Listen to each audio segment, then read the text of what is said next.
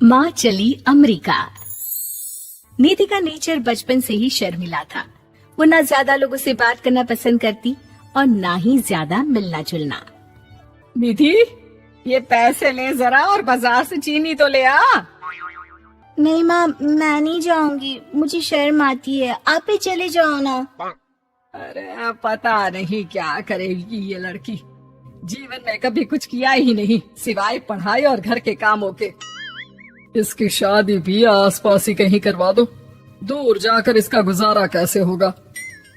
निधि सुनती सबकी, समझती भी, लेकिन चुप करके रह जाती।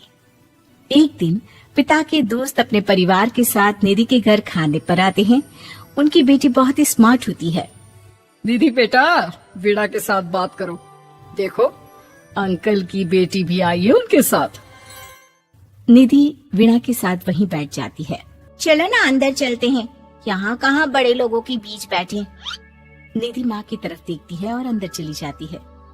वैसे मैंने ना अपना चैनल खोला है, तुम सब्सक्राइब करना उसमें। मैं ना ब्यूटी और फैशन की बात करती हूँ, ये देखो। ओह, इतने सारे लोगों के सामने तुम कैसे इतना बोल लेती हो? मुझे तो बहुत शर्म आती है। अरे शर्म कैसी। खैर, सीधी सादी सी निधि, उसकी शादी हो जाती है राकेश से। राकेश एक स्मार्ट लड़का था, उसे घूमना फिरना पसंद था, लेकिन निधि का शर्मिला व्यवहार वो समझ जाता है। अरे निधि, घर से बाहर क्यों नहीं निकलती? लोगों से मिला जुला करो, तभी तो पता चलेगा ना कि दुनिया कैसी है। क्या करना है पता करके? शादी से पहले पापा और अब आप, ठीक है ना? मुझे ज्यादा दुनियादारी में नहीं पड़ना। निधि की जिंदगी ठीक ठाक चल रही थी। उसके 2 लड़के होते हैं, दोनों को वो पढ़ाती लिखाती, उनका ख्याल रखती। निधि, 25 साल हो गए शादी को, दोनों बच्चे सेटल हैं। हम लोगों ने शहर में 2 मकान भी ले लिए। दोनों की शादी खुद का पता ही नहीं चला कैसे उड़ गया। हाँ, ये तो है। मैं खुश हूँ, जिम्मेदारियाँ आती रही, मैं निभाती रही, और क्या चाहिए। देखो, मैंने सोचा है कि अब हम लोग अमेरिका जाकर रहेंगे। यहाँ की जिंदगी तो जी ली, वैसे मुझे वहाँ बहुत अच्छी नौकरी मिल रही है। मैं कैसे चलूंगी, मुझे वहाँ का कुछ नहीं पता। अब तो जानते हैं ना कि मैं घर से बाहर ही कम निकलती हूँ। अरे तो क्या हुआ, वहाँ भी घर में ही रहना है ना, मैं हूँ ना, नौकरी करूँगा। निधि मान जाती है और पति के साथ अमेरिका चली जाती है। माँ, तुम्हारी बहू को बच्चा होने वाला है, तो क्या तुम 2 महीने के लिए यहाँ आ सकती हो? मुझे तुम्हारी बहुत जरूरत है, मैं टिकट भेज देता हूँ। हाँ हाँ, ये तो बहुत खुशी की बात है। मेरा भी मन सबसे मिलने का कर रहा था, पर क्या माँ पर? अब मैं आऊंगी कैसे? पापा से बात करती हूँ। देखो माँ, प्लीज बहाना मत बनाना, तुम जानती हो ना इस वक्त में मैं किसी पर भरोसा नहीं कर सकता हूँ। निधि पति को सारी बात बताती है। क्या आप भी चलेंगे? निधि, आने जाने में बड़ा खर्च हो जाएगा, ऊपर से मुझे यहाँ छुट्टी नहीं मिलेगी। बहू पर वक्त ऐसा है कि तुमको तो जाना ही पड़ेगा।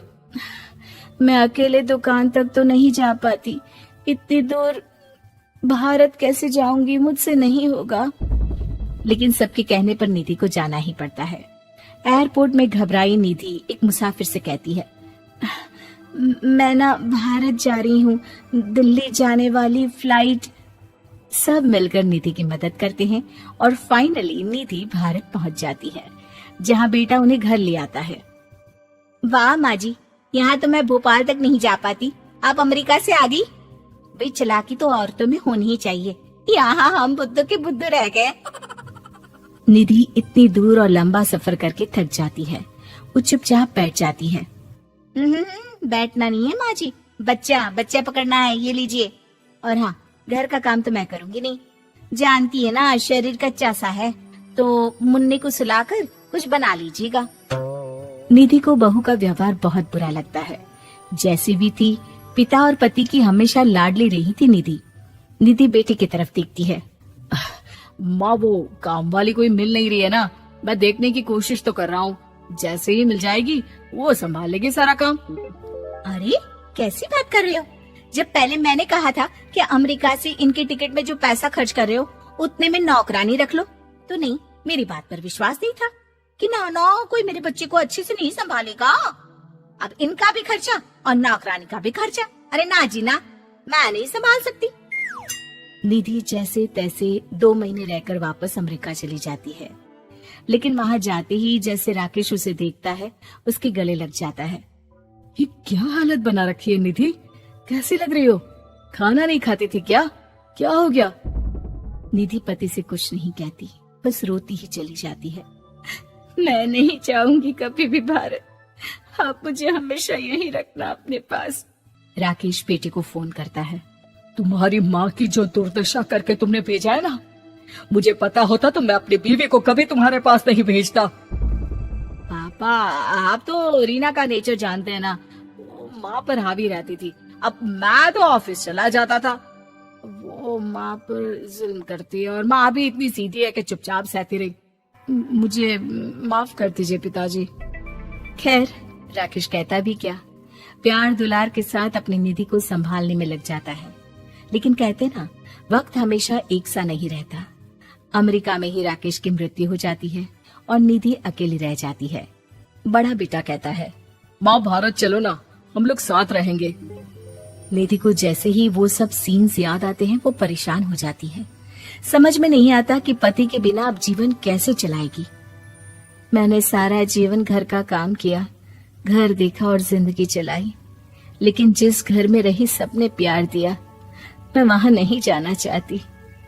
तभी राकेश जिस कंपनी में काम करता था उसका मालिक निधि के घर आता है। वो भी भारतीय ही होता है। दीदी, राकेश ने आपके बारे में बताया था।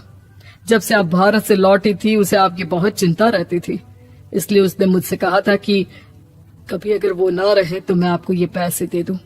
और हाँ, हम लोगों की कंपनी में आपके लिए नौकरी भी है। निधि पति के पैसे देखकर मन में तसल्ली करती है और नौकरी के लिए हाँ कर देती है। अरे पागल है क्या माँ, कैसे नौकरी करोगी? ये अमेरिका है, दिल्ली नहीं। वहाँ तो तुम घर से निकल भी नहीं पाती थी, यहाँ कैसे? मेरे पति, मेरे पिता मुझे खुश देखना चाहते थे। वो लोग जब तक थे मुझे किसी चीज के लिए ना फोर्स किया, ना कभी कमी होने दी। पर अब मुझे जीवन जीने के लिए घर से निकलना ही होगा। बेटा, तुम तो अगली फ्लाइट से भारत लौट जाओ, मैं यहीं खुश हूँ।